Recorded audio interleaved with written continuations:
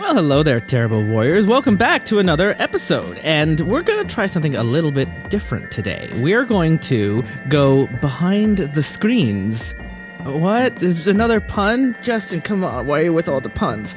I was thinking it might be fun to take a bit of a break from our Session Zeros and our podcast Spotlight and talk a little bit about the games that I have been running and how I've been running them and help pull back the curtain a little bit if you're running games and maybe you can glean a little bit of something from my aimless ramblings. I am not alone at this table today. I am joined once again by Sean Horbatiuk. Welcome back. Hello, hello. It's good to be back. It's wonderful to have you back here. I have pulled you away as you're grabbing music to spin up and grabbed you on an Easter weekend here to try out this new format. But we last had you on Symbaroum, and we're going to have you back on, I think, to record our actual play game soon, the next weekend. Very excited for recording. That. Yeah. How have you been, Sean, since the last time we crossed paths? Quite well, actually. It's been a great gaming month for me. I've got a weekly Twilight Imperium game going, which is an accomplishment. So yeah, I haven't played Twilight Imperium. I'm thoroughly enjoying that. I know that's the game that if you had friends and you would go to the cottage, you might get it done by the end of the weekend.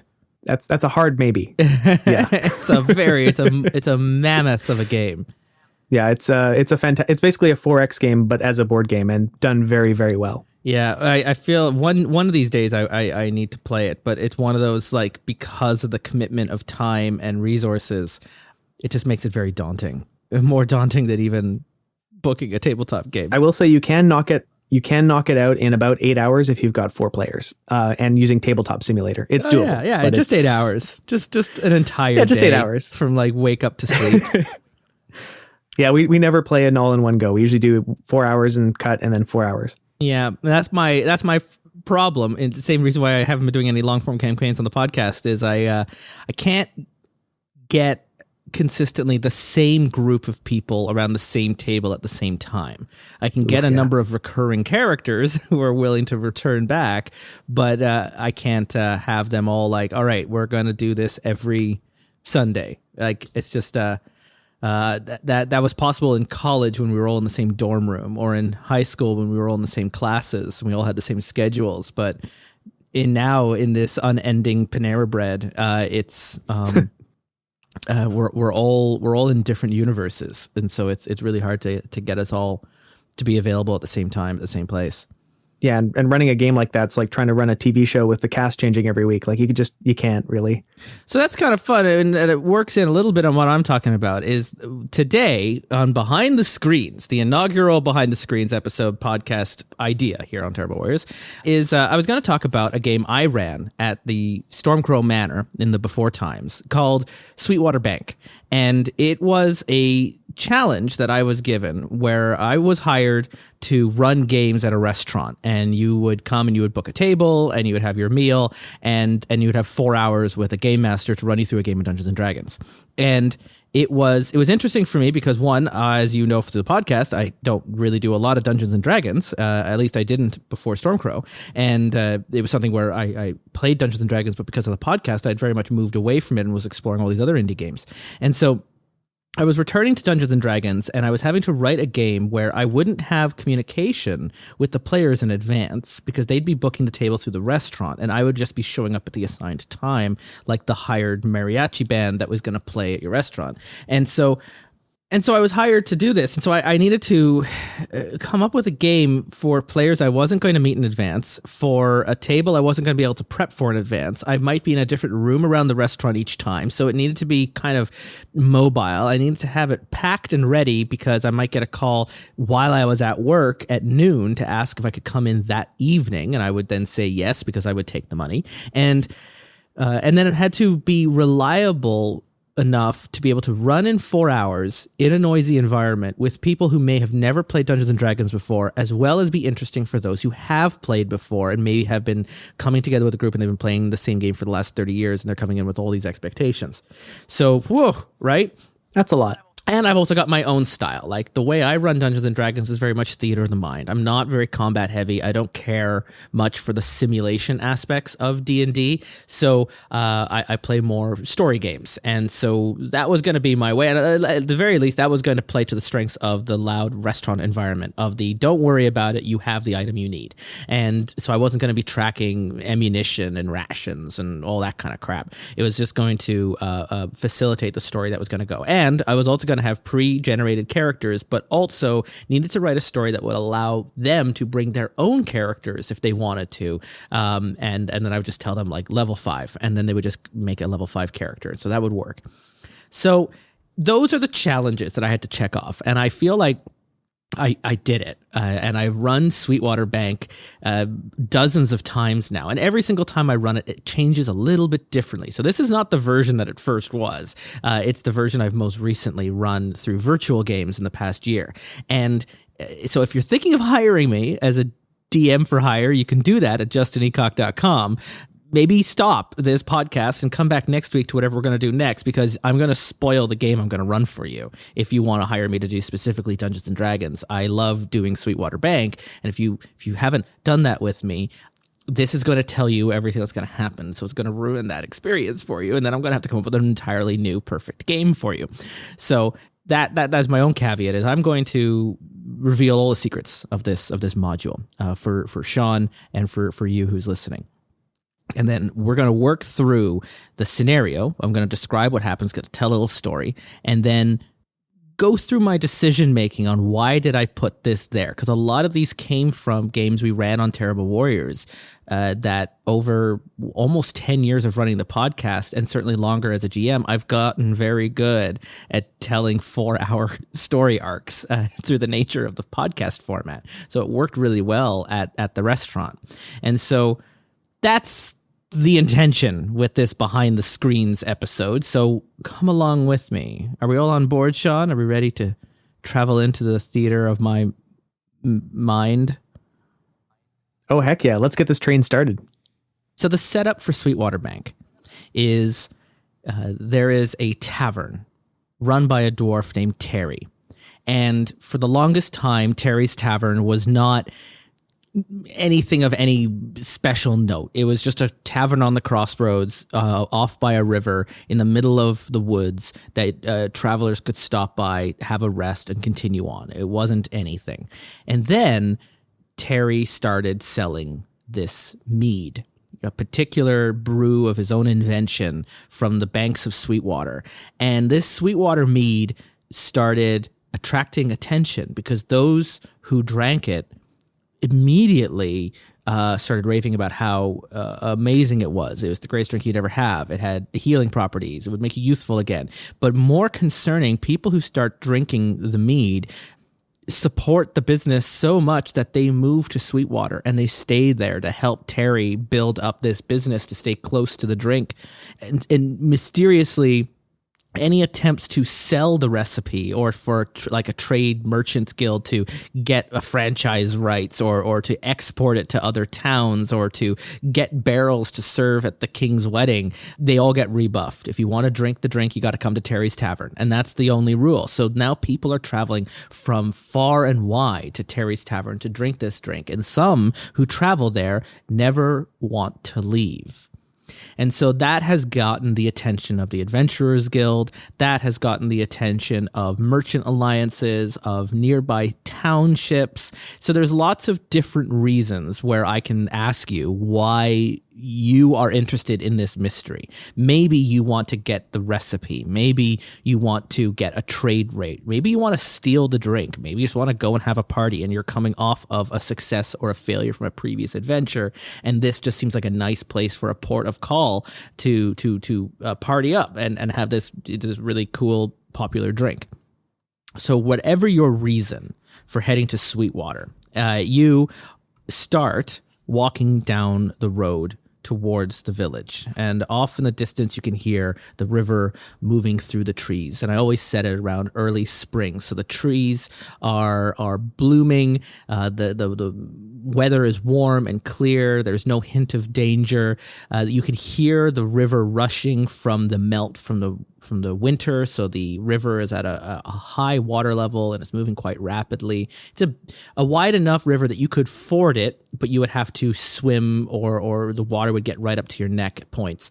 And so it's a big enough river, not big enough for boats, but enough to be, a hazard if you get up to it. But you've just been told if you follow the trail that follows the river, you will eventually arrive at the town of Sweetwater Bank, the town that did not exist too long ago and has now built up entirely around this tavern. And as you reach the tree line of where the field is, you hear a boom off in the distance and a smoke rising from the rooftops of the village that you see as you come out of the trees. And if you take a moment to look around the fields around you, these crops have not been tended. They are all withered and old and covered in weeds. They're not hops and barleys. They're old like maize or corn that has just been grown and left to rot or left to just grow old. No one's tending these fields.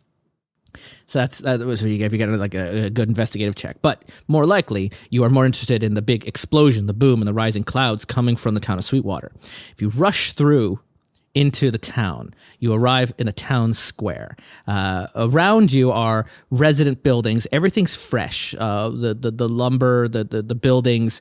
You've been told in the setup or by a merchant group that you've passed by on the road that the town of Sweetwater, because of the sales happening through this mead, have gotten very rich. And so they're buying things from all these other places, linens, lumber, indoor toilets. They're bringing things from all these other places and luxuries into Sweetwater. They're not chopping their own trees down. They're not making their own linen. They're bringing all of these luxury goods into town because they're all swimming in this money that this tavern is making. And so you see all these new buildings that have been built up, all these little residences, and people are poking their heads out because of the explosion. And there's a crowd that has gathered in the center of town. And the center of town is there's a well right in the center.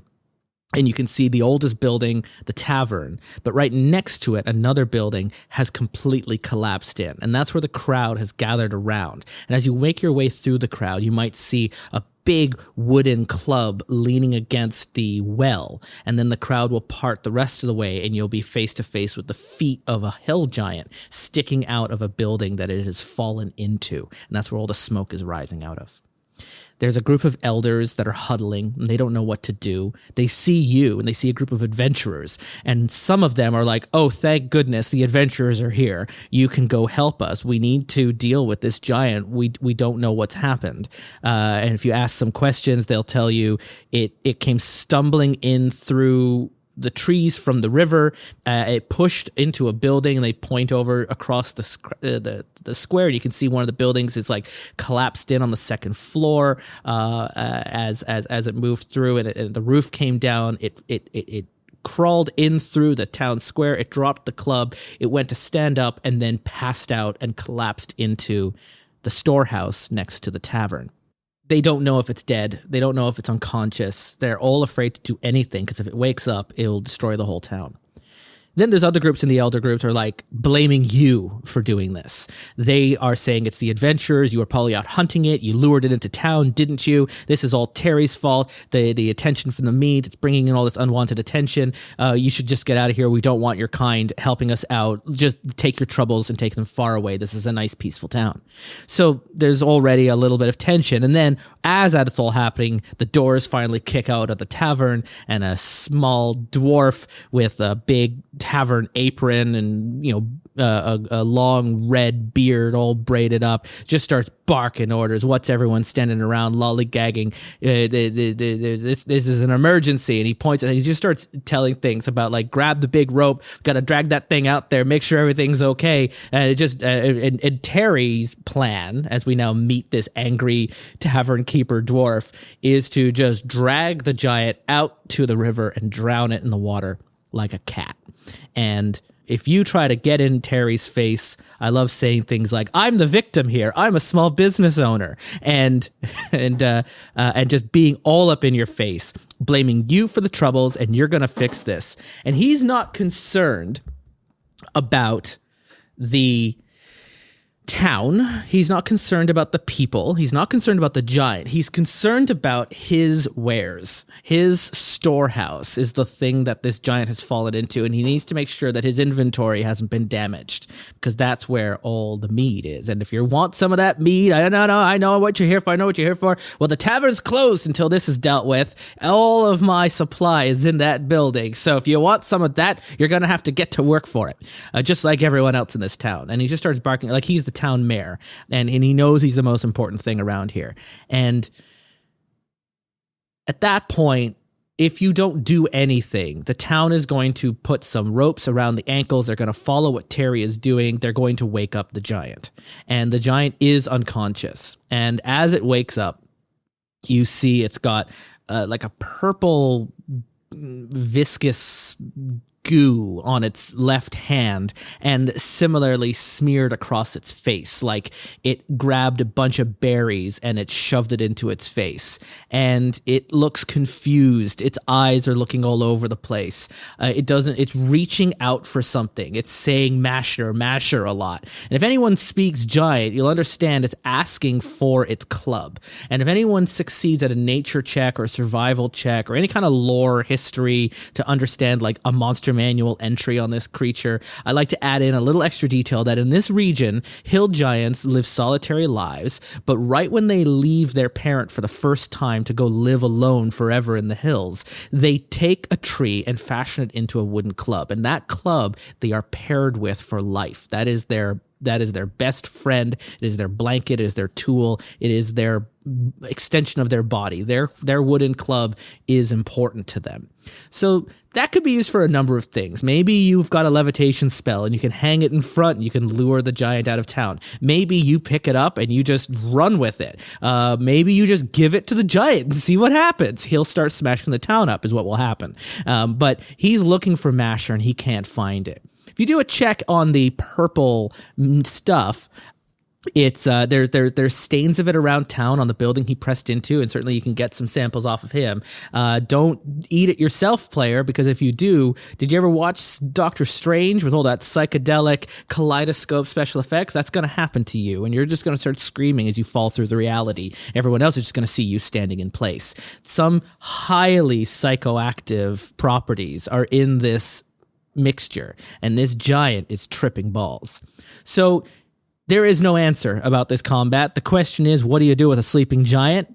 And we're going to find that out. And I'm probably going to spend about an hour just letting you run around, not being able to do anything. You might be able to kill it, but I'm hoping to set up this giant to be so sympathetic that you're going to feel really bad if you do. And so whether you lure it away, whether you kill it, whether you throw it into the river, or any number of things that can get it out of town is just an obstacle. As soon as the giant gets away from the storehouse, it reveals a set of stairs leading underground. And that's the moment where Terry is just going to disappear, the first moment. So if you stick with combat, Terry's going to be alone. You're not going to know what's going down in the basement. But if anyone follows down into the basement, particularly those who have no interest in dealing with the giant, they'll head down and they'll find Terry standing underground by a hole in the soft dirt floor.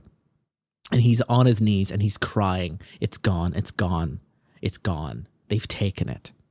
And once you either adjust to the darkness, or you can see in the darkness, or you add some light yourself, you'll see that everything in this underground storehouse, this cellar underneath the big building, has been smashed and broken. All the kegs have been uncorked. All the bottles have been broken. The ground is sticky and wet with alcohol. Everything in here has been destroyed. And in the center of the room, where a number of pipes are coming into the ceiling, it looks like they've been torn away, and there's a sinkhole down into the ground, lowered down into a pit. And if you ask Terry, through his sobs, he'll tell you this is where his fermentation tank was. This is where the mead was. This was everything. He spent so long putting it together. It holds, it's everything. Without it, there's no mead, there's no business. The town will tear him apart. And he's starting to panic. He needs this. You don't understand how important it is. You have to get it back. You don't know what they've done, what has happened. He's been robbed. This giant attack was a distraction from a heist. And that's what's really going on, is there's a heist going on.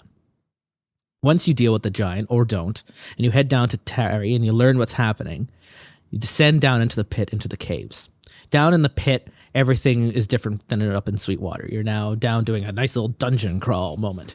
There's lots of little tools and rope and little pickaxes and looks like little mining lanterns that have been set up around. It's all very shoddily built. It's not like a nice craftsmanship. It's been done very quickly. And there's the smell of black powder that was used to blow out the ceiling of this cave that brought down the fermentation tank. And then it's been dragged away, and you can see the scratches and the drag marks in this, and you can hear it echoing down through the caves. If depending how fast you get down here, I might have you seeing the light of lanterns, or you might just see the scrape marks, because this is all happening like a cuckoo clock, happening all, quote, in real time. So if you deal with the giant very swiftly, I'll let you see a little bit more. If you take a lot more time, remember, I got to get this done in 4 hours. So things are going to happen regardless of your actions.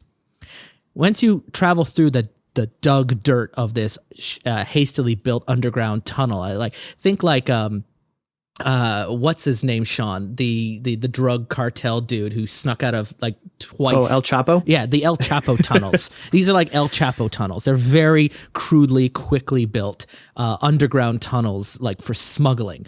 And once you get out, and there's also small little halfling-sized footprints all over the ground. And so people are going like, yeah, halflings, or yeah, goblins. And they're all getting excited about what this is really going on. There's like a crew of thieves that have stolen Terry's tank. And once you get into the cave connects to the well in the center of town and then continues in the direction of the river on the edge of Sweetwater. And once you, and the cave is continuing down deeper as you go. So once it curves around a bit, as you sneak around, you'll come across a group of 12 goblins. They're being led by a boss of the goblins. You know he's the boss. He's got the tallest hat. He's wearing chainmail that is clearly for a creature size larger than him, taken from maybe a human. And so the chainmail goes past his knees like a skirt, and he's got like a long scimitar, and he's using the flat end to smack the back ends of the other goblins to keep them going. And if you can speak Goblin, you'll understand he's going like, come on, off we go. We've got to meet them. We got to that's going to keep them distracted up there, but only for so long. We got to get and meet up with our benefactors. And if you don't speak Goblin, you're going to hear blah, blah, blah, blah, blah, blah, blah, blah, blah, blah, blah, blah.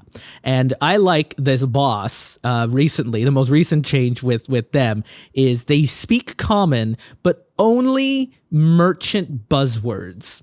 So they'll be able to understand what you're saying, but they'll only be able to speak back, if you don't speak Goblin, with things like customer first excellence or your delivery guaranteed and things like that. So just go up with you look through like Amazon free delivery buzzwords or things like that, and just write down like dozens and dozens or run them off the top of your head. I love play this character that way because he's a bandit who sneaks around markets. So that's the only common he's picked up, is the same stuff like 2 for 1 sale, buy one, get one free. And BOGO. So maybe that's his name now. His name is BOGO.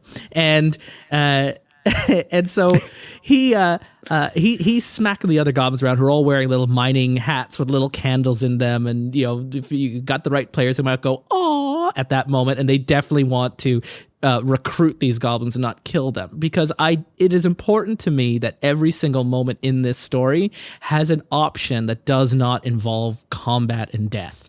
If you can save the giant. If you can recruit the goblins. And if you can outsmart the final showdown that is coming up. They are dragging this fermentation tank through the cave. At the moment you come up with them, they are descending into the cave, and they're doing it quite comically. If you attack them and break the ropes, the tank will roll like a steamroller down the cave, boom, boom, boom, boom, boom, boom, boom, down the tunnel, crushing the goblins that are on the other side, pushing this thing up like they're piano movers. And so So you've got a little bit of that. If you don't want the tank rolling away from you, that's another whole other challenge going for you. So at this point, we break out into combat and or a challenge or a social engagement or any number of things that are happening. But the end result is hopefully you have lost control of the tank and it has bounded away from you, or you've recruited the goblins and you're continuing to move the tank to its set off point. If you stop the goblins and you're moving the tank back, the final showdown will happen right here at this part of the cave, as the people that are waiting at the end of the tunnel are going to head up closer to the surface to see what's going on. So this is, it gets a little bit harder at the end because at this point we're dealing with butterfly effect moments where any number of things could be going on. But what's really happening is the goblins are working for a group of gray dwarves who have hired them to steal the tank, not because they are interested at all in the mead, but they are interested in what is inside the tank. Unbeknownst to the players, Terry found a stone deep underground that he stole from a group of Derigar. This stone enthralls whoever looks at it. And Terry, bringing it back to the surface, has put it into a tank and has turned his drink into a love potion that makes you fall in love with the love potion. And that's what the mead is. It isn't mead. It just tastes like that because that's what they've been primed to think it'll be. It's just dirty river water that has been given an enchanting spell that makes you fall in love with dirty river water. And so it's, on one hand, kind of harmless, but on the other hand, it's obviously causing a lot of harm because there's this whole town now that has become addicted to this like cocaine drink.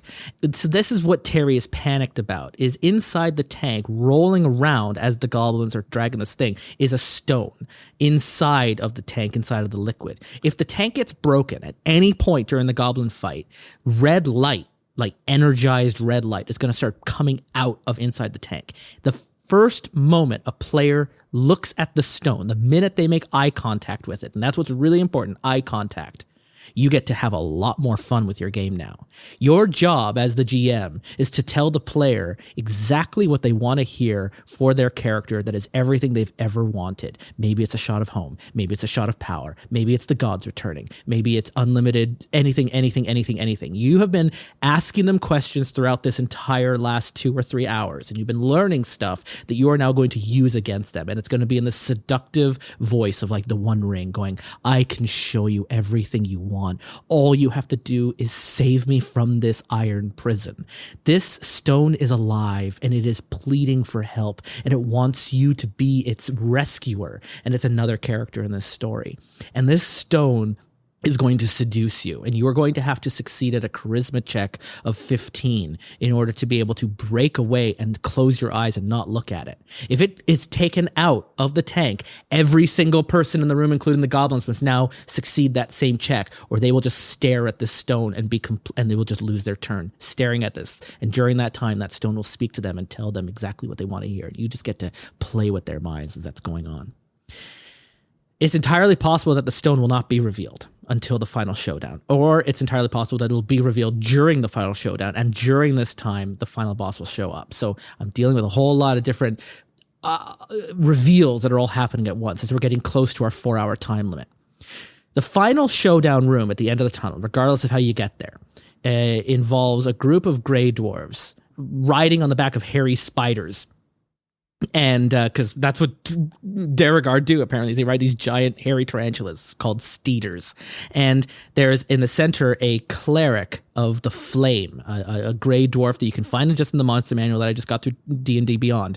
But I have him specifically as this leader of this cult of the Gazer Stone. Bring me the Gazer Stone. And I sometimes pronounce it, make it sound like geezer, but he's saying gazer. And so he wants the Gazer Stone taken out of the tank, and he'll either blast it out with like a magic ray from his stone staff that's shaped like gnarling roots that are missing a stone that would be held at the top in the clawed hand at the top of his staff, but there's licking fire moving all around his body, and he'll blast the tank to pieces, and then he'll reach in and take the stone himself. And he's somewhat immune to the effects of the stone. He goes, yes, the gaze, and then he'll wrap it up into his cloak and he'll take it off. His goal is to take this stone and disappear into the Underdark. He doesn't care about anything else. He has hired these goblins to steal this stone, to recover the stone and take it off with him. The Steeders and the 2 bodyguard dwarves, their job is to keep that cleric alive, and that's it. And so they can grab enemies, they can turn invisible, they can grow large, they can climb around on the rooftops, they will attack the humans, they will attack the goblin or the adventurers, they might not all be human, they attack the player characters as well as the goblins. If the goblins have teamed up with the player characters, the cleric will cast Enthrall on them with the stone, using the lessons he's learned from the Gazer Stone, and all of their eyes will flash red, and they will now turn hostile. Unless you are able to cast Friendship or break the spell or any number of things, they're going to turn on you, and that's going to be heartbreaking if you fall in love with the goblins, which I really hope you have. And so there's this whole thing going on there with that. It might turn into this huge, big battle royale. It might be a very quick battle where he starts pontificating and we're getting close to the 4-hour mark, and you just kill him in a spot. Either way, hopefully, at the very end of these 4 hours, you will be left knowing what Terry has done. You will have learned the truth of the Sweetwater Mead. You will have learned about the Gazer Stone, and you will have learned about what this thing is, that it's seducing you and trying to give you all of this power. And the minute you can wrap it up in cloth, it goes silent. It's just eye contact. That's all it is. But it starts talking, especially if you've got more magical characters or religious characters like clerics in your group. It starts telling you that it's not from this realm. It's a god that came through a tear in reality. And when it entered into our realm, it basically got frozen in amber, and it's been crystallized, and it's been trapped in this stone. And it wants you to take it back to the rift that it came through, so you can send it back to where it came from. And through that, it will grant you anything. You want a new reality? It'll give you a new reality. It can do it. It just needs freedom, and it's begging for that. And in the meantime, all it can do is seduce anything around it. And so the Grey Dwarves want to take that back down to their underground church. The Grey Dwarves have a history of being mind wiped by mind flayers, and they're all brainwashed, or a lot of them have been brainwashed or driven crazy in the Underdark.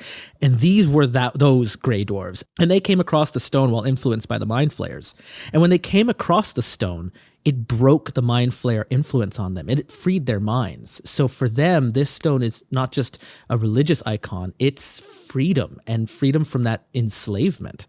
And they want that stone returned to them. Terry might climb down into the cave at this point and also come like, oh no, lads, you got to give me the stone, or that whole town upstairs is going to tear me apart.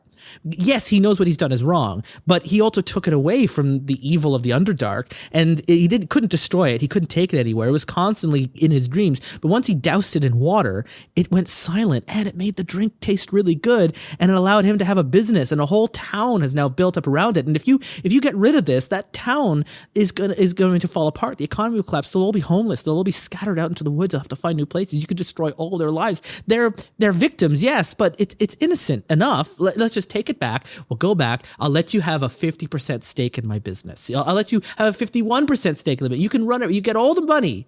And we just have to keep things going. And he wants to take the stone back and keep the ruse going up in Sweetwater Bank. Or you can decide to keep the stone for yourself. You can dispatch everybody and run off into the night. There's a number of different ways this can end. And the whole point is that it's up to the players. But I have hopefully played through a scenario here where you didn't exactly know where each reveal was going to come from, that it was satisfying when it was revealed, and maybe you end up leaving with a group of goblin army behind you as your new best friends with Bogo and the 2-for-1s. with the dozen dwarves. And that's my Sweetwater story. That's that whole setup. And now I want to go back. I know near the end I started revealing a little bit what I was doing, because it's very hard to describe the scenario without starting to reveal some of those secrets that are going on at the end. But now that you know the context of what's going on with the Gazer Stone, that at the very beginning this giant is a distraction from a heist, which has been hired by Grey Dwarves to steal back a stone that Terry stole from them and has been using to magically manipulate customers at his tavern. It brings everything back into context back in town. You can play with that back in the town when you first arrive. When Terry kicks open the door, he knows. He's just not going to tell you because he doesn't want you to know. The rest of the townsfolk are in the dark, but many of them, if you bring up the topic of the mead, will just start talking about like it's the best thing they've ever had. They're talking about it like they talk about a lover.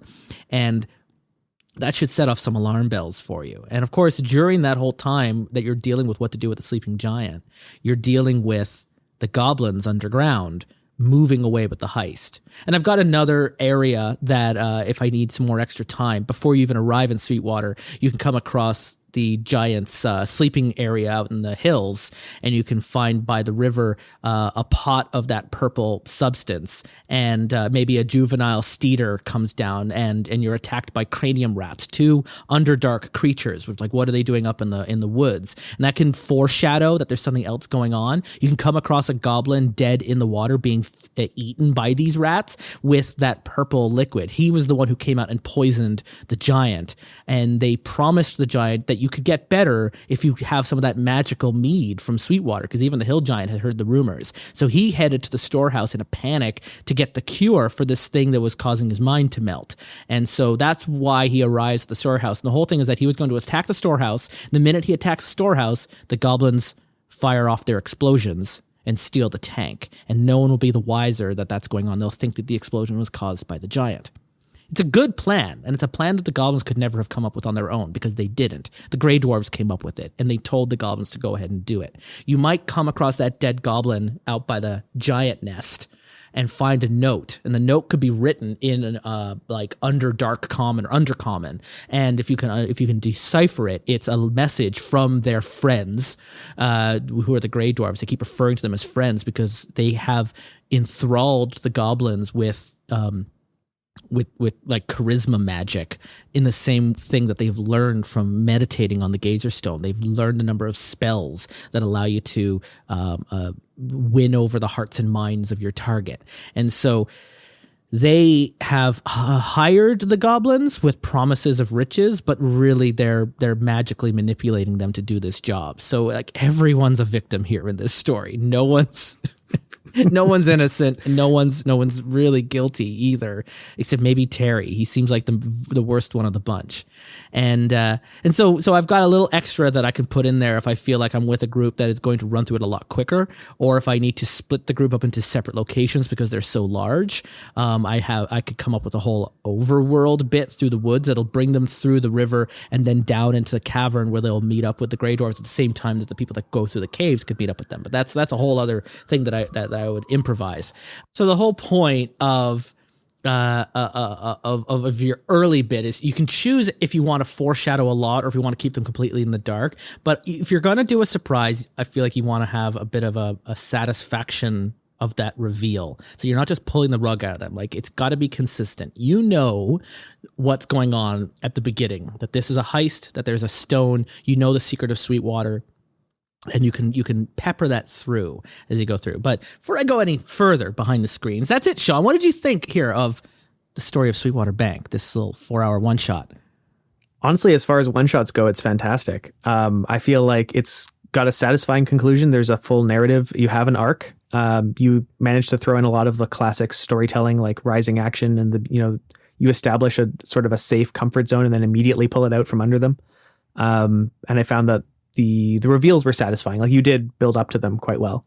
You want to have some, we want to break it up into acts. You got Act 1 with the sleeping giant, Act 2, goblins in the cave, and then the final showdown. And between each of them, you've got a moment to breathe, rest, talk, investigate. You have some social encounters. Like, I wanted to have a bit where you can explore, do a little bit of like crime scene investigating with the underground storehouse. You want to piece together the information and do the whodunit. You want to have social engagement as well as a chance of doing combat, because chances are a group that's hiring me to run their game at a restaurant, they expect that they're going to roll for initiative and do some combat. So I don't want to break the mold too much, because they want a Dungeons and Dragons story. And so there's a bit of, you want to have a little bit of magic, you want to have a little bit of like monster characters, you want to have some combat, but I also want to help teach them that it's just not going to be Lord of the Rings necessarily. Like, it can be more nuanced than that. It can be not what you expect, and to try and break some of those tropes. But also I want to have like a big magical showdown, because I might have a group of players where, like, if there isn't an evil wizard at the end, it's not going to feel like Dungeons and Dragons. So I kind of have to have that ready so that they can have that set. Everyone wants to roll dice. So I want to have moments where they're actually going to have to roll dice and not just do story mode. So there's a bit of that expectation of D&D that I want to be able to meet, but also to tell it in a story mode that gives them in 4 hours a little bit of something for everyone of this is what you can get out of Dungeons and Dragons, a little bit of exploring, role playing, and combat, and you go through those like so-called 3 pillars of D&D, but also have that beat it out so that as well at the very end, if they choose to keep the stone, right? That's something that I can give them, like, here's the rules that I've got for it.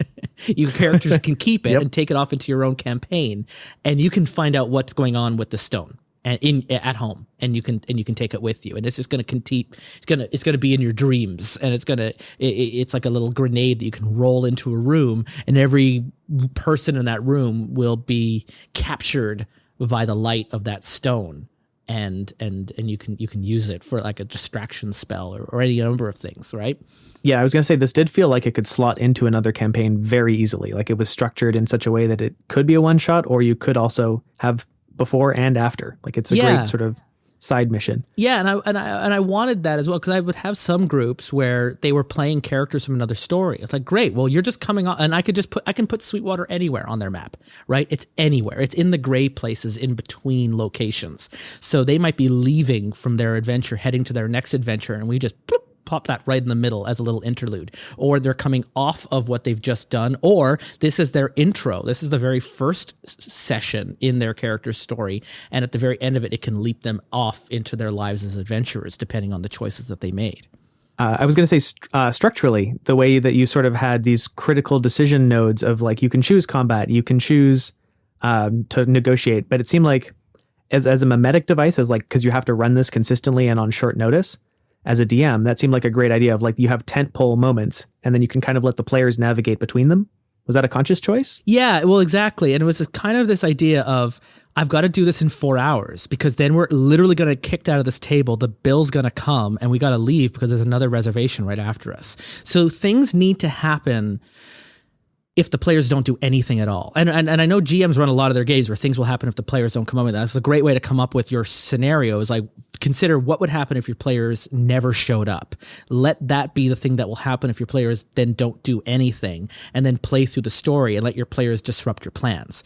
But I also need to have things happening automatically as well. So the giant needs to be resolved in the first hour. If they don't resolve it, Terry and the townsfolk will. The giant will get up, smash a bunch of things, grab his club, and just walk away confused into the woods. And that will happen if the players don't do anything. And then the goblins are continuing down the cave. If you don't go down into the cave, Terry's going down into the cave to get his fermentation tank. And that is just going to happen. They're going to get dragged along if they don't do anything, because I have to do that. We've got to leave at the 4 hour mark. And so between the storehouse and the goblins is the next 2 hours. And I need to hit the final showdown in the final hour, because we're going to be dealing with some magic spells, a big boss, a nice encounter. It's got to feel epic. So I need to have that happen. By the time we get to the 3rd hour timer, and I've got a clock running, that is going to happen. So if you don't go down in, the Duragar are going to come up and they're going to meet the goblins and interrupt. If you're spending a lot of time having fun role-playing with the goblins and recruiting them to your team, then the Grey Dwarves are going to be like, what's the holdup? And they're going to come up the cave and they're going to meet you at the 3 hour trigger. And it's going to have the final showdown happen, whether or not you head down into the final cavern or not. Then that's going to self-destruct. Either the villain is going to end up killing themselves by throwing themselves into the stone, or something's going to happen where it's just going to billow up out of the way. Usually, if I'm really running out of time, one of the little tricks I'll do is the Gazer Stone will offer a player a level 3 magic spell like Fireball or something that will like immediately bring an end to the combat if you pledge allegiance to them and give yourself to the stone. And they will give you access to like one final like God moment, God of War moment, where you can just like hit A and the battle's over. And you know, and that'll happen. And then I want to have at least the last like half hour or 20 minutes for the players to decide what they do now. Where there's no more combat, the story's over, but you're left with all of the answers. And what do you do with the stone? Do you give it to Terry? Do you let the Grey Dwarves run off with it? Do you keep it for yourself? Do you try to destroy it? And maybe I'll montage my way through things of like, you know, they leave town and I'll describe what happens to the town, whether they help them or not, or what happens to or what happens to Terry or to the Grey Dwarves, and we'll play that out. And as the bill is being brought in, and as I'm closing my books and I'm taking their sheets back and I let them keep their character sheets, I'll describe describe what they've done to the world and whether it's good or bad. But it's really important that like I wanted to have those tent poles, the giant, the goblin, the final showdown that needs to happen at not just it needs to happen in that order, but it needs to happen at very specific times in this 4 hours. And so it's designed so that, the giant will just move off on his own. The goblins are moving on their own. The gray dwarves are looking at their watch going, we got to get going, because they don't want to be around. They can't go to the surface. The sunlight will kill them. And so that's why they needed the goblins to do the dirty work for them. But they'll go closer to the surface to meet up with the goblins because they're addicted to the stone as well. They need to get this thing back, and they need to get away from Terry before it gets stolen from them. And so, yeah, there's this whole thing stuff is gonna happen. If no one shows up, it's still gonna happen in 4 hours. Nice.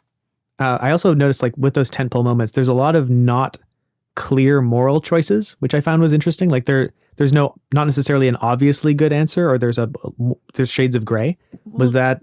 Well, yeah, on of course, as well, yeah? Because I love it when my players have to ask if they're the villain in their story, and the assumption that you're playing heroes in Dungeons and Dragons, I think, is just because you're the main character, so you think you're the hero. But even the people of Sweetwater, some of them don't trust adventurers. They see you as you show up to town and monsters follow in your wake, not the other way around. Like, it's this whole thing of like Batman and his rogues gallery. Does one exist without the other? Would the Joker have risen to power if Batman never came to Gotham?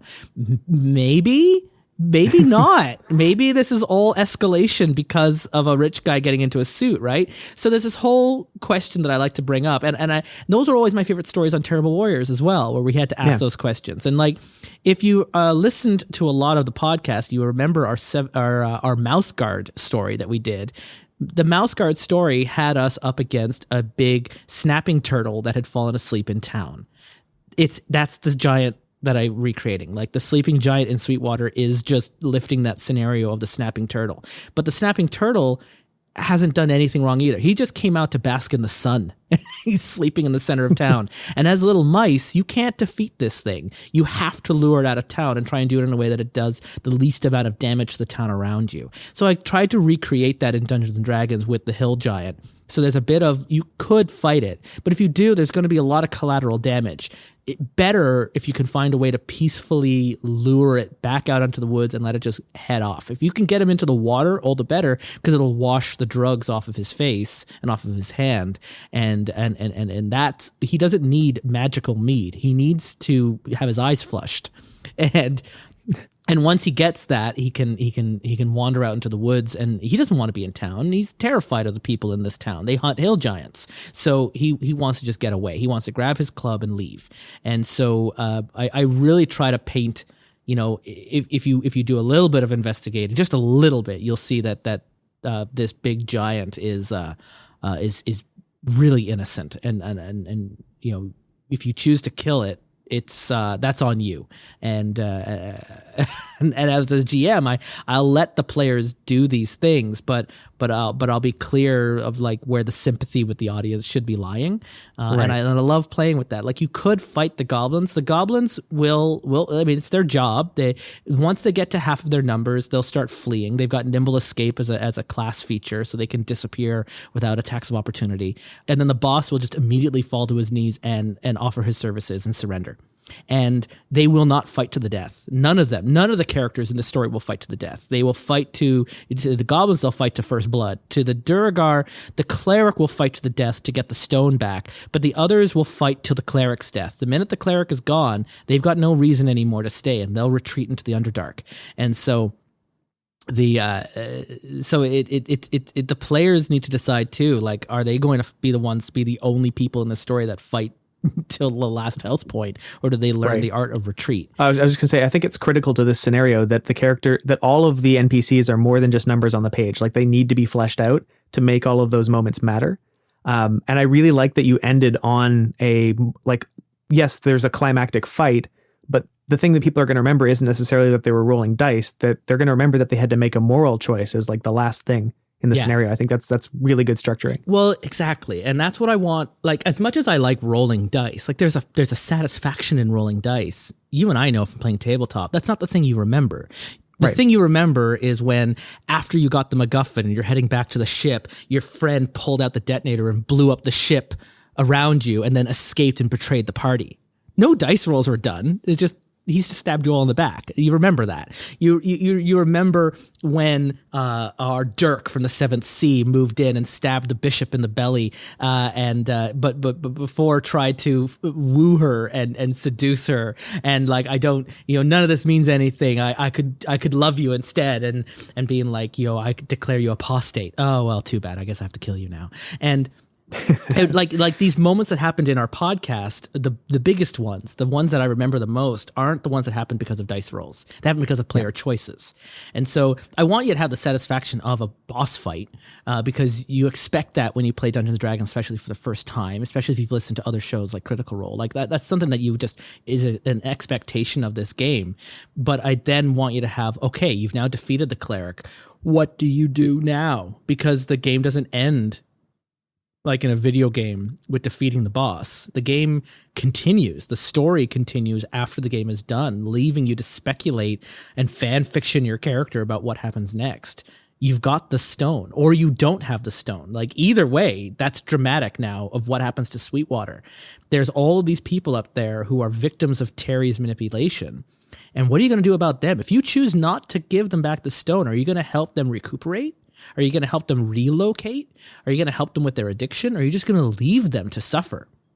Or are you going to give Terry back the stone and let him keep his ruse going, and they all get rich and powerful and happy, and none of them know that they're being secretly, slowly enthralled by this cursed item? There isn't a clean answer either way. No matter what you choose, there's going to be some kind of fallout. And how responsible are you then? If you take the stone and run, and the townsfolk turn on Terry and kill him, and I've had outcomes where the townsfolk have been told that the stone has been, or that the mead has been stolen and taken underground, and they start they hire the goblins to start like a cave tour company, and they start going down and trying to recover this thing from Terry, all becoming more and more desperate. They end up becoming bandits that attack other towns full of paranoia that they've been robbed by nearby settlements, right? And they just turn into like Mad Max war boys, seeking for water. and like, things happen, and because you just let it unravel, or do you tell them the truth of what Terry had done, have some kind of justice done, and then help them recover from the magical effects of the stone? You're not going to do that in our session, but some have chosen to stay behind at Sweetwater and help them. Some have chosen to work with Terry and keep the tavern going. Some steal the stone and run off into the night, and I have a fade to black as the townsfolk move in on Terry. But there's this whole question of, there is no right way. Terry has already done the first sin in this game, in this scenario, and the crime has already been committed. And how you resolve that is entirely up to what your group wants to decide. The fate of this town is in your hands. Right. Awesome. And I think a lot of that came from us playing Dogs in the Vineyard. Dogs in the Vineyard was a game where you played basically missionaries, or watchdogs, you were called, going off on your mission to other branches in like a Western environment.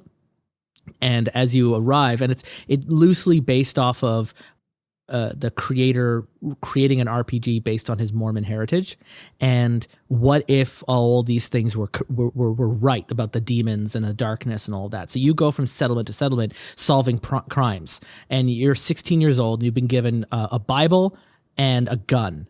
And those are the only two tools you need to solve every problem in life. And because of your job, you're a little bit like the Spectres in Mass Effect. You've been told that your word is the word of God because you have been anointed by the tree of life.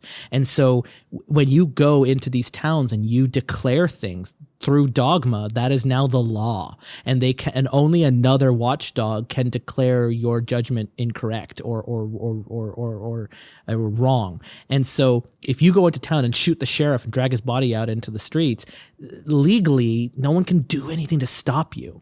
And so it's up to the players to solve the mysteries of each town. Little like one-shots, think like Texas Walker or Kung Fu, The Legend Continues, something like that, where he's going into a new town each week and solving the mystery of the week. It kind of plays that way in that game. And so there was a bit of that with the Gazer Stone, I think, about Sweetwater, of playing a little bit of Dogs in the Vineyard, of you're going to have to decide the future of this town. Even if you decide not to do anything, your inaction will decide the future of this town as well. And so what do you do? And I love leaving the players thinking about that and just to consider their actions in the future. Well, and make it not an easy choice. I think that's a big part of it. That's very important. Yeah, and even if they decide not to make a choice, that's a choice. Yeah, make it obvious that is a choice. Actually, speaking of making things obvious, I had a moment of realizing, so you're running a lot of new players through this as well as experienced D&D players. Some people who've never played D&D or even a tabletop RPG in their lives. Right. So, and you talked about having expectations set up sometimes and occasionally subverting them. So how do you go about, I noticed there's some things that you drop hints here and there through this scenario of ways to like show, hey, you might be able to subvert expectations here. What's the thought process behind like creating those little moments that key in new players? So what do you mean, like with the foreshadowing or? Yeah, with the foreshadowing or things like, the moment where the giant is wanting his club and maybe you're creating moments of sympathy that undermine maybe what people might expect. I think for me, it starts off even before the adventure really begins. If they're meeting their characters the first time, they got pre-generated characters that I've made for them. I start the story in play with them walking down the road. And I have them like, okay, the four of you are walking down the road. I tell them the story of Sweetwater before I even tell them their characters. And who here is our cleric? And then I have someone tell me the cleric. And I hand them the character sheet and I start asking them some questions. Or who here is the bard in the group? And I always love having a bard in the group. And I hand it out and I ask them then, like, not just about their skills or their abilities, but like, so the bard in the group is like an embedded journalist. Your job is to tell the story of this adventuring group and to gather the stories of other places. Maybe you're going to Sweetwater because no one has told the story of Sweetwater and Terry's Tavern yet. You want to come up with Terry's song. You want to tell the song of the Sweetwater Mead so that other towns can learn about this new mythology that is going to happen. And so you're the first bard to arrive here. And so you're not just a musician, you're a documentarian in a way. And also, while you're traveling with the adventuring group, I love asking them a question I got from Forbidden Lands. Someone in this group is the subject of your songs. They're the hero in your tales. Who is it? And do they know that they are the subject of the songs? That's a great character question. Right? And again, it has nothing to do with the stats, right? It immediately starts creating a tissue, a social tissue between the players where, okay, the bard is singing about the fighter. The fighter doesn't know the bard is singing about the fighter because the bard only refers to all their songs about a bear. And they're singing all their songs about a main character who's just the bear. And the fighter thinks he's literally singing about a bear. And everyone else in the group knows that the bear is just a metaphor for the fighter, right? And so now the fighter is a himbo in our group. and it immediately starts like subverting again expectations. We're not just playing the fighter, the bard, the wizard, the cleric. We're playing characters that are unique and different. They're yours. You have agency to describe them. Yes, I've come up with their stats, but I can't come up with their name or how they look or how they act or what their motivations are. I want you to help fill that gap in for me. And I'll ask, through Powered by Apocalypse games, I've learned how to ask leading questions that are like, oh, okay, so you come into class and you sit down and that person who's always bullying you and pulling your hair is sitting right behind you. What was their name again? And so I'm not having them come up with an entirely blank slate NPC. I'm coming up with their Biff Tannen, but I want them to then just name this character. So now they are complicit in their creation. And so for new players, they're not going to be improvisers. Some of them might be improvisers. Some of them might have theater background, and they're going to really, at that point, I step a little bit further back and I let them just fill in all the blanks. But if they're not strong feelings at improvising, I ask a lot of leading questions like that bard question. Who's the hero of your story? Do they know? Yes, no. And then they can just look around the table and they just point at one of their friends. Oh, well, it's my friend Corey. And Corey's the one who is the, and then, okay, well, Corey, are you playing the rogue or are you playing the ranger? Because now the bard singing about the thief or the bard singing about the hunter is going to be a very different kind of bard. And it's going to start creating some drama between. And so then if they're playing the rogue, one of the questions I asked was like, who in the group is taking more than their fair share every time you do a job? right? Because as the rogue, you're a little bit like the master of coins, right? You're going to divvy things up and you're keeping track of where the gold is going. And someone in the group is taking more than their due. And, oh, well, it's the bard, because the bard is constantly taking like finder's fees and, I've got, all of my hazard pays because I'm taking the limit. I'm going to be making you all famous. So I obviously need to take a commission rate on top of my adventuring rate. And and the rogue is keeping track of all of that. And so you can begin before you even arrive at Sweetwater with the group bickering amongst themselves. And then usually at that point, I've pitted them against each other and they're all arguing about something that I can find that they can go off on. And then the one person that is not involved in those conversations, maybe the newest player who's not feeling like they can be involved in the story, that's when I go to them and I go, so they're all doing this, they're not paying attention, and you hear the explosion off in the distance. What do you do? And it lets them now come into the story, because it's really important when you're playing with new players that you bring them in and make them feel important, make them feel like the main character, make them feel like the spotlight is being shared with them. So you do have to play attention, especially with new people at the group, especially in a restaurant environment. There might be someone's partner who's being dragged out for a night and they don't want to play this game.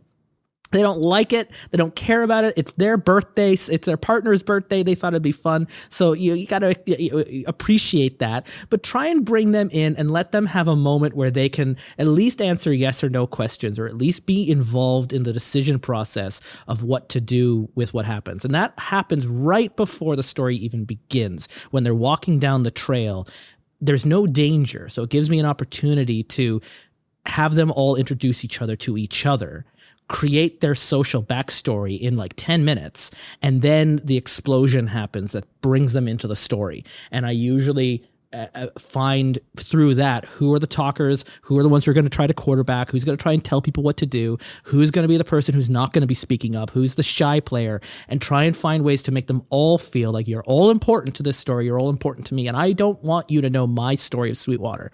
What I want, I've already done Sweetwater. I know what's going to happen. I want to know what your characters are about. I want to know your stories, because those are going to be the things I'm going to use later on when the Gazer Stone is revealed. And I'm going to get into their heads at that point. And I'm going to start twisting the knife and I'm going to start drawing them in. And usually, they don't know that I'm keeping notes in that beginning.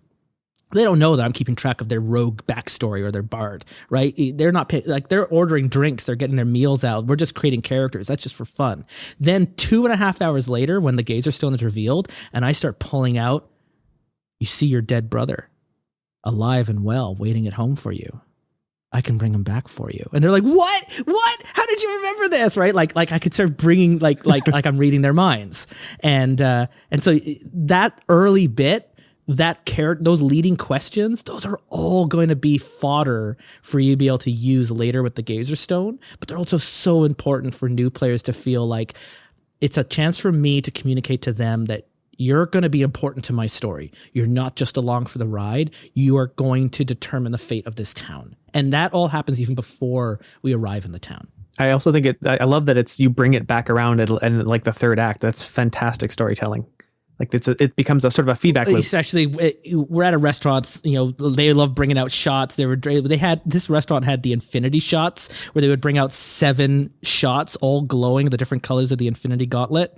And you'd have the space shot, the reality shot, the power shot. Wow. And so by the time we get to the third act too, they're all just a little bit buzzed and they don't remember that they've told me all of their secrets earlier. So I can really blow their mind. It was great. It was a fun, easy audience when that would happen. But Is it a bit more challenging playing with players who are like actively consuming an intoxicant while running it? Well, they weren't getting like that drunk because we were also eating a full meal as well. And a lot of them were coming out for birthdays or for celebrations, and it's only in 4 hours, and you're only going to get like so drunk that quickly when you're also eating and participating in an RPG. It did just mean that by the final hour, everyone would just be more relaxed. And they would just be, and not everyone would be drinking. Certainly, this restaurant had some really great non-alcoholic options, and I would always turn down the drinks because I would always play sober. I might have a shot at the very end of the game if they wanted to buy me a shot, but I would say we'll save it for the very end if you want to order drinks. Because also at a restaurant, I want to trying to upsell them because they would keep booking me for games if my table kept making more money buying drinks, right? So there's a bit of that. If they don't want to drink, that's I would try and point out treats and desserts and other things like that as we were going. And if they wanted, some of them would want to buy me a drink, and I would appreciate that. But I would always ask that it would happen right after the final. Tell you what, as soon as we're done the boss fight, I'd be more than happy to have shots with you. And that's different. But I have to play my game sober in order to keep the game safe, because this is the other side too. We're playing at a restaurant, playing with strangers. They've never met me. I've never met them. I did have an X card at the table as a safety tool, but there wasn't time to teach them about lines and veils and all these other, I just have to play this as my first safety mechanic rules. For the most part, they're also coming as friend groups, and we're playing a game that isn't going to be pushing a lot of, it's PG-13 through most of it. But if they're also afraid of spiders and I bring a big giant hairy spider, that's an X card moment. Okay, it's not a spider anymore. They're just not writing anything, and I would just delete them. And they're just going to be gray dwarves. If they're afraid of rats or the cranium rats, I just get rid of the rats, and I would just delete them out entirely. If they're claustrophobic and they're afraid of caves, I would just, all right, the cave is going to be a lot bigger than it is. I'm not going to describe it too much. It's just a dungeon, and we're try not to dwell on it too much. But then the final decision about what we do with the town, that might be a moment where an X card would come in depending on what you do to the town, especially if you're dealing with addiction, that what happens with the stone.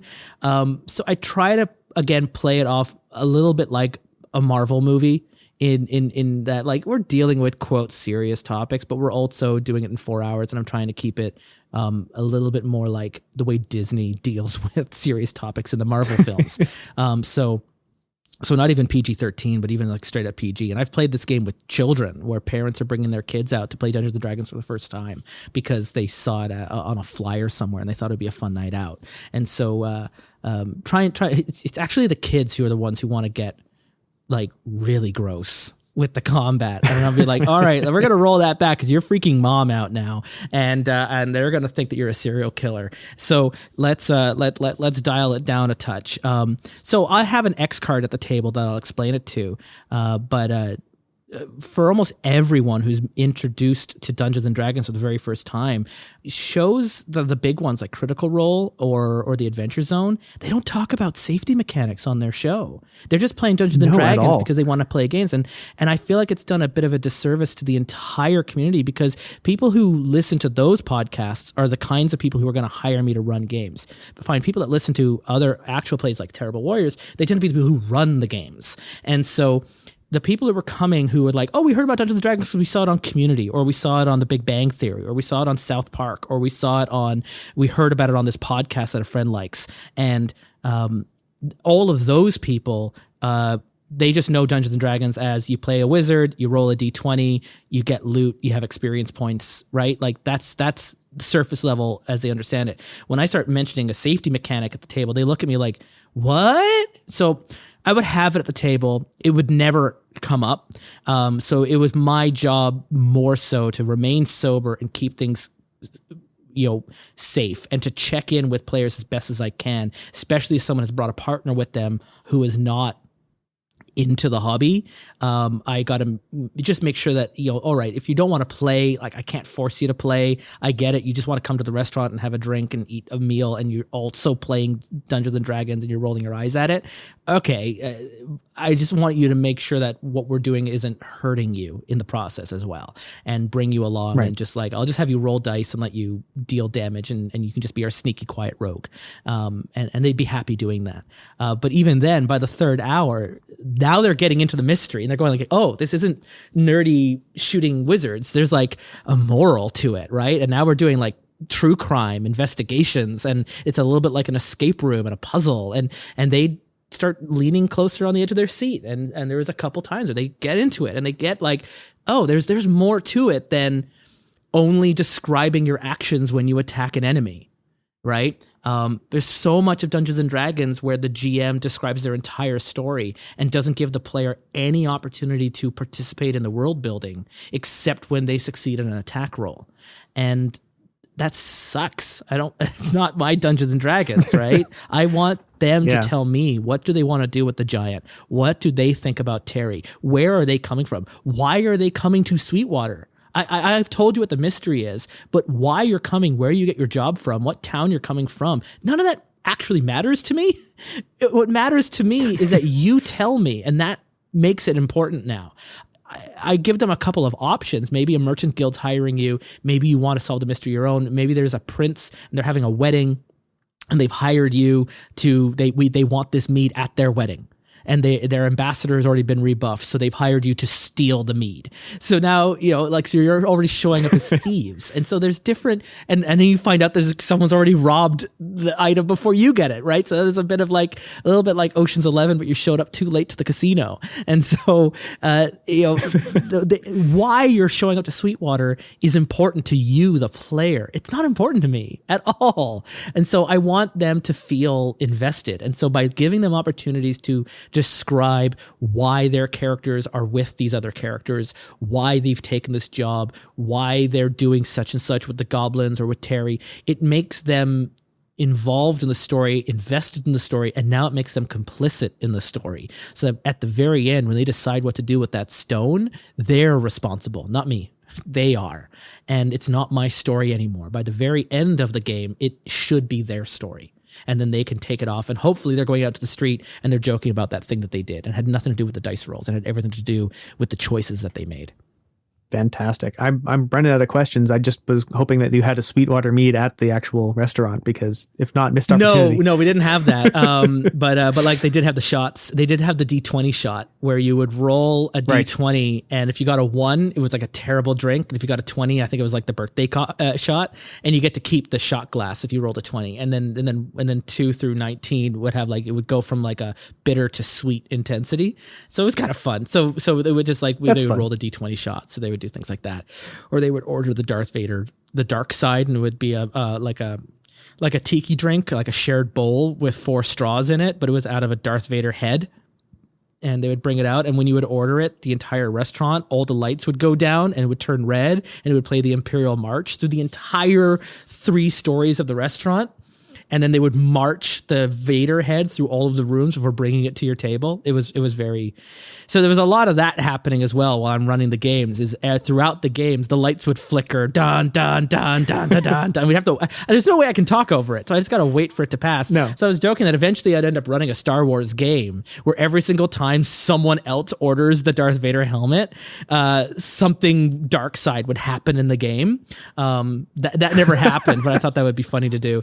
And so, that'd be fantastic. So they're like you're locked in a room. I had one group hire me specifically. They'd requested they wanted to just do a danger room. They wanted to just do combat encounter. They weren't interested in the story. And I was like, well, that sucks. So I had them trapped in kind of like The Cube, the movie. Right. I had them trapped, and I had a D6 on the table, and every time I would move the D6 on the table, the floor would become the wall, and the wall would become the ceiling, and the whole room would rotate, and they would all fall onto the next, and then everything would collapse. And I was trying to keep everything moving around like they were inside the Rubik's Cube with debris and everything falling around them as monsters are pouring in through the gaps, and they've been captured by this wizard, and it's like, you just have to survive. And like a little bit like Cube meets Saw meets Hostel. And so there's a little bit of that going on. And then when they escape, that they would look into a chamber with like dozens and dozens of giant cubes, just like the one they've just escaped from, and the evil wizard at the top of the tower. So like that kind of worked. Mechanically it was very, very difficult to figure out how to do it without like immediately killing them. But that's what they asked for. So I just like, all right, I'm just going to punish you for 4 hours then. And they loved it. They really loved it. They really loved the twist of like the 3D thinking of it, of being trapped inside of a D6 as it's rolling around. And then I had another story that I did based off of a Terrible Warriors story where Ori Falconer played Zenafia Grizzard, the half-elf wizard that had a lizard that taught him Blizzard. And in our story, we did the Mines of Fendelver, which is a starter kit adventure for 5th edition D&D. And at the end of it, you fight a Goblin King. And in our story, Ori killed the Goblin King, took his crown, and went, "I am king of the Gebels now." And he became the Gebelkling. And he the goblins, seeing the person wearing their king's Goblin King crown, went, "Yeah, you're the king now. You're wearing the crown, so you're the king now." So they all rolled, and they all went, "Yeah, he's the king." And so our wizard became the Goblin King, and then it ended. That's where our story stopped. And so I decided, what would happen then? Okay, 4, 5, 6 years later, he's now gone mad with power, and he's become the evil wizard Zenafia Grizzard, king of the goblins. And you've been hired by the Terrible Warriors to go and, like, they don't want to kill him. He's his old friend, but you gotta stop him. He's done something, and this region has now been plunged into a never-ending winter.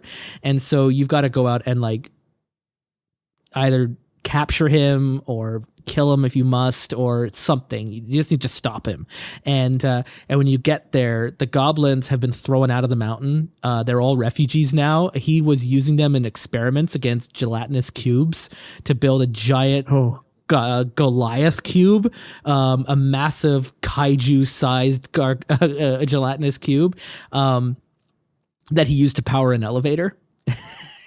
So it would pull the pulley down and push the pulley out, and it created this never-ending suction pushing power that would also clean the surfaces of the elevator platforms. So he would throw all his trash into this, like, never-ending trash chute that would also make the gelatinous cube grow, because he's gone insane. Have you ever watched HBO's Barry? I have. That show's phenomenal. So remember NoHo Hank? Yep. That was how I would play Zenafia Grizzard. Like, "Oh, hey guys, welcome to my evil lair. It's so good that you're here. I'm waiting up on the top floor. I've made snacks. I've got my wand ready. And when you show up, we'll fight to the death. See you soon. Bye." And so, as the GM, I would just talk to them in character as Zenafia Grizzard, who's scrying on them the whole time as they go through his castle. And he's like, as we're going through comedy, we're like, "Well, it's the rogue's turn. You rolled next on initiative." He's just he's playing a little bit like Deadpool. Like, he just knows how the system works because he used to be an adventurer just like them, so he knows the game. And so I'm just sitting there at the table just mocking the players the whole time. It was so much fun. And so they would go through this, like, ice castle, and they would fight these elementals, and then there was the trap. The gelatinous cube isn't something you fight; it's something you fall into. And then you get up to the very top, and then there's NoHo Hank Zenafia Grizzard. And when you defeat him very quickly, because he's squishy, he's just surrounded by force fields. But if you can get over the force field or through the force field, if you can climb around the rooftop, I had a few rogues drop down and kill him in one hit. The minute he dies, his dead man switch goes off, and the lizard that taught him Blizzard comes home from the hunt, who is now growing up into a full juvenile white dragon. Oh no. A blue dragon, whichever one does ice powers, and just starts attacking them. At that point, you're level 5 characters. You are not defeating this thing, and I make it very clear. I have players die in this. This is a story where, like, I don't mind if when the dragon shows up or in the final 45 minutes, you might die and your character will just be eaten, and you're just running. And so as you head to the elevator, you're running down. I would have the dragon clawing through the hallways and then coming over the top and following down the elevator shaft as everything's collapsing around you, as the magical powers that were keeping the ice palace frozen are now melting at the same time. So everything's collapsing, and you just got to escape before you're buried under the castle. And it's survival rolls and acrobatic rolls, all kinds of things to avoid. And hopefully the dragon ends up falling into the gelatinous cube, and hopefully he takes a couple of players along with them in the process, and they all go into the cube and they just get dissolved. And you're running out. Maybe only 1 or 2 people escape unscathed, and you've got the goblins. If you brought the refugee goblins in with you, the whole reason they're along with you is to play like in every movie, like Congo or Deep Blue Sea or all those movies, where just like the red shirts that just get eaten by elementals. And so I'm playing it off like that kind of a movie. And then you escape the castle, everything collapses in, the frost begins to melt, and either you have captured Xanathia Grizzard or you've killed Xanathia Grizzard. But either way, like you've resolved the issue of the wizard. That played off. I liked it, but it was done in response where Sweetwater Bank was not magical enough. And people really wanted to go against. They wanted to have a dragon in Dungeons and Dragons, and so that would be my other story that I would do. That was just much more high fantasy and a little bit more of a puzzle. There's a hallway. There's a combat. There's the elevator, and then there's the final showdown with the wizard. And that worked out fine enough. I just found Sweetwater Bank to be so much more satisfying a story and a mystery, and so I might end up starting to develop Xanathia Grizzard more as like an ongoing story if I have a group that actually wants me to play more than one session with them. Because I really liked playing the Hank Wizard. It was just delightfully unhinged. That sounds like such a wonderful antagonist and obviously memorable. Yeah, exactly. So he would get up into the showdown and he's standing on his throne, surrounded by sigils drawn into the floor, and he grabs his wand. He goes, "All right, now," and he points it at you. "Shall we duel to the death? Who comes first? Now, one at a time." People are like, and sometimes they would just go, okay, they choose someone to go off. Like, okay, why are you doing that? You can all just attack him at once. He's insane. He's just. You don't have to pander to him. But because the Xanathia was speaking through the voice of the GM, it would trip them up. Yeah. So, but along with that, like I found what I could do with Sweetwater, especially for new players, was it allowed them to ask more internal questions. And it revealed more of what the potential of Dungeons & Dragons was. Whereas the Xanathia Grizzard story, as fun as it was for me, it did feel more basic. It felt a little bit more like default expectations, which is fine. But part of what I was trying to do is also without doing it, kind of evangelize, like, this is what it can be. This is what it can be like. It can be more than what you think it's going to be, and hopefully win over a couple of people at the table who maybe thought that this was going to be the only time they would ever play it because they were just placating their friend for their birthday. And maybe there was a couple of people who have played that who have then since gone off to continue playing Dungeons and Dragons. So I think what you've accomplished with Sweetwater is that you've got a framework where the plot might be the same every time, but the themes and the story that you tell manages to be different despite the plot being the same every time. It's incredible. And it's something where every single time I have played Sweetwater, it changes just a little bit, and I learn a little bit more about that setting. The Gazer Stone didn't exist the very first time I played it. It was actually just enchanted meat. It was just liquid. But then I was like, why are these gray dwarves trying to steal surface dwarf alcohol? Like, that doesn't make any sense to me. So what would the Durgar actually be into? What if there's something else going on here? And I started coming up with this conspiracy. Then, I started learning more about the goblins and the whole thing with the buy one, get one free BOGO goblin. Like, that's very recent. But also what was going on with the giant and the club. Everything's just kind of evolved. The more times I run it over and over and over again, it's not that I'm just doing it on repeat. It does. I might improvise a little bit something else each time as I learn a little bit more about each character's motivations, and it's made it so that it's really fun for me to run. It's one of the only situations where I've run the same game. Not just running the same game, like I've certainly played Forbidden Lands a lot, but actually running the exact same scenario with different people over and over and over again. That's a really rare opportunity to have outside of like running it at a convention or being a game developer yourself. That has been really fun for me to discover. And through that, I have a lot more things that I would consider if I was writing a new story. Awesome. Yeah, replayability is a big thing. If you're the GM, like, you need to be able to have fun coming back to it. So keep putting in those things that allow you to keep it fresh, I think, is super important. So that's all I got, Sean. Yeah, that was my behind the screens. And I just thought we would have a little conversation about Sweetwater Bank. It's something that I've mentioned for years on the podcast about, so I'm glad to finally kind of open up about that story. I'm hoping I'll probably put a write-up on Patreon soon about Sweetwater. If I had the time and the inclination, I would love to even make it available on Foundry Virtual Tabletop, but I don't have the time for that. So maybe someone will take my write up and create Sweetwater Bank. And if you do anything with Sweetwater, if you decide to run Sweetwater, I'd love to hear about it. Come back to me and tell me about how that story went.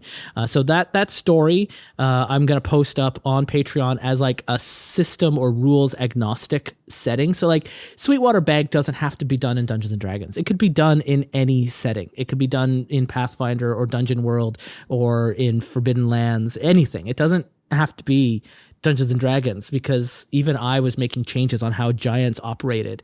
And yeah, I took the Grey Dwarves and the Goblins, but you can change those around with literally anything you want that can fit your setting. Sweetwater doesn't even necessarily have to happen in a fantasy setting. It could happen in masks as well. So I'll write the story up. I'll have the beats down, the different characters, and yeah, it's yours to have if you support us on Patreon of any amount. I'll just post that up there sometime this week. All right, fantastic. So that's all I have for us today. Stay tuned to our Twitter account at Dice Warriors, where I hope to be announcing very soon a new actual play recording that we are going to be doing, and maybe I've already done by the time this episode comes out. So stay tuned for that. That's gonna be very exciting. I believe, Sean, you're gonna be joining us for that. Indeed. That'll be exciting. Yes. So we'll have a wonderful time with a couple of short adventures. That's going to be really funny when you know what game we're playing. And of course, if you want to support us on Patreon, that's the whole reason why this podcast is still happening, over at patreon.com/Terrible Warriors, where you can join in on an ongoing game that I am running through Forbidden Lands right now. We're doing the Raven's Purge. It's being done, month by month, so you can join into a game already in session. You won't have to feel like you're out of place. We'll slot you right into it. It'll be fine. And that's all happening over there, as well as we got our Discord channel, which you can find a link for on our homepage at terriblewarriors.com. And we got people in there every day. We're chatting about games and movies and video games and stuff. It's good time. We've got a lot of feelings about Falcon and the Winter Soldier, so you could join us there for that. And of course, you can follow me on Twitter at Mr. Ecock. And if you're interested in playing Sweetwater or having me run any of your games, yes, I run games for the Terrible Warriors over on our Patreon channel, but I am also available as a GM for hire at justinecock.com, where you can have me run a virtual game of your choice. The whole library is available on that website, but suffice it to say, if I've run it on Terrible Warriors, it's on that library. So I can run you through any of that for you if you're looking for something to do in this never-ending Panda Express that we find ourselves trapped in. So that's all I've got for now. Sean, thank you so much for hanging out with me. Thanks for having me. It was nice to have someone bounce these ideas off of. Oh, this was fun. It was a pleasure. Yeah, and maybe I'll I know you've already, I'll flash you with the Men in Black light, and I'll run you through a game of Sweetwater Bank. Yeah. Just use the crystal. I won't remember anything. It's fine. Yeah, exactly. I'll just forget everything. All right. Well, until next time when we all meet again and we play around our tables and roll dice together, thank you for listening to the Terrible Warriors. Be good to each other. Bye. Bye.